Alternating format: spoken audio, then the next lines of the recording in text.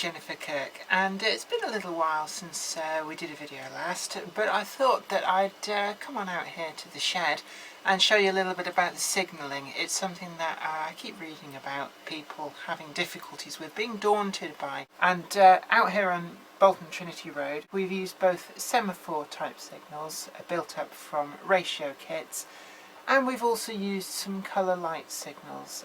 These are Traintronics kits adapted for the gantry that we need here. So I'm going to just talk you through really the ins and outs of how these things work. So first up, I'm going to show you, this is a signal in true Blue Peter style. Here's one I made earlier. It's ready to plant, built up from a ratio kit. This has been made so that we can actually make it work. That's what this big black cylinder at the bottom is. That holds the spring mechanisms. When we mount it in the baseboard, we drill a hole, fit this in so that these two arms at the bottom go underneath the baseboard, and we can see when I manually move these, the arms move up, and then if I let go they return to the danger position, and the distant arm as well. There we go. It's a little bit of fine adjustment, but these things usually do. They can be fiddly to make. They're not exactly difficult, but if you've never built one before, that can be quite daunting. So we take one of these, we drill the hole in the baseboard. I think it's about ½ an inch in diameter there that we need.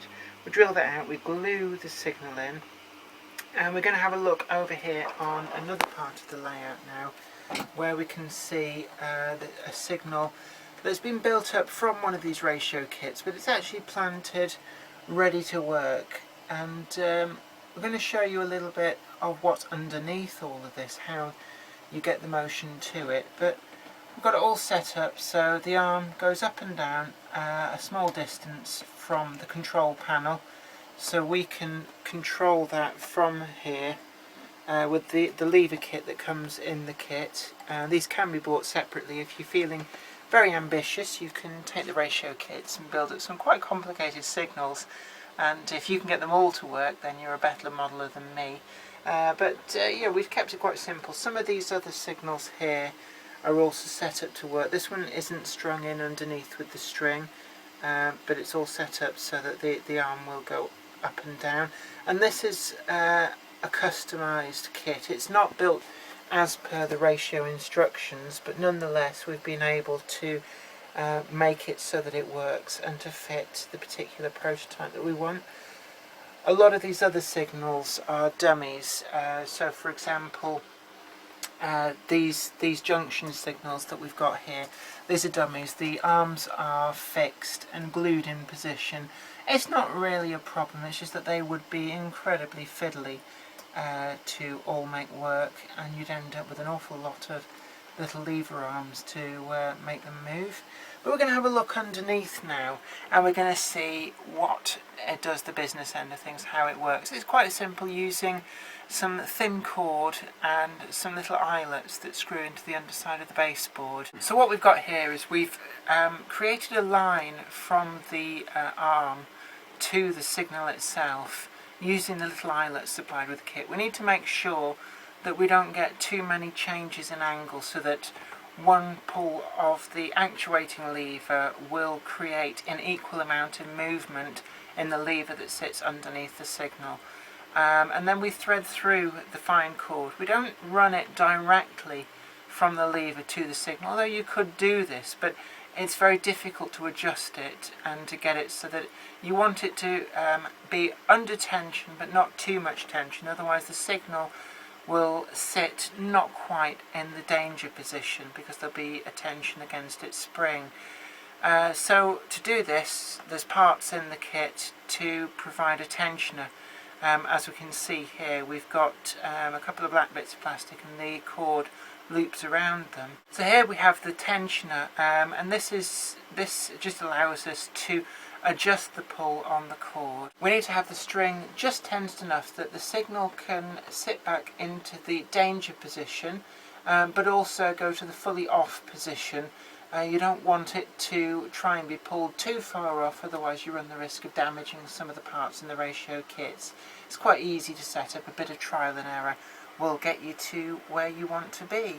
Now we've also got on Bolton Trinity Road some colour aspect or colour light signals. So we've got over here, there's a gantry here at the station area with the heads on. The heads were bought ready-made with the bulbs in, so there isn't any construction work other than the gantry that these sit on. You can also buy them as a complete signal, so in many ways they're a lot easier to use, plant and get to work than the ratio semaphore kits. You wire them up much in the same way that you would the points, making sure that if you're using diodes, light emitting diodes, that the polarity from the controller is the right way around. Otherwise, at best they won't light properly, and at worst you'll actually blow the bulbs, and the bulbs in these aren't really a replaceable item, so you need to be a little bit careful with how much power you're running through them. And we're using here some old Hornby Dublo G3 switches. These are the green ones, and these are quite simple on switches. That means that with the movement of the switch you can send current constantly to either one terminal or another, that we're wired to the signal as being the green aspect or the red aspect. So the signal can only show one aspect at once, but is lit all the time with one of the two colours. A much simpler way of signalling, but doesn't suit earlier period layouts, and indeed a lot of semaphore signalling lasts even to this day, although it is gradually getting replaced. Well, I hope you've enjoyed that and found it helpful and informative. Thanks for watching the video. Don't forget to tickle that like button, make it feel loved, and also share this video if you know of somebody else who might appreciate seeing this. And also you can go back through all of our previous videos, which include some other how-to guides on how to make some of the scenery on Bolton Trinity Road. And also you can watch trains just running on by for a nice bit of relaxation. I'm Jennifer Kirk, you've been watching one of my videos. You take very good care of yourself, and bye for now.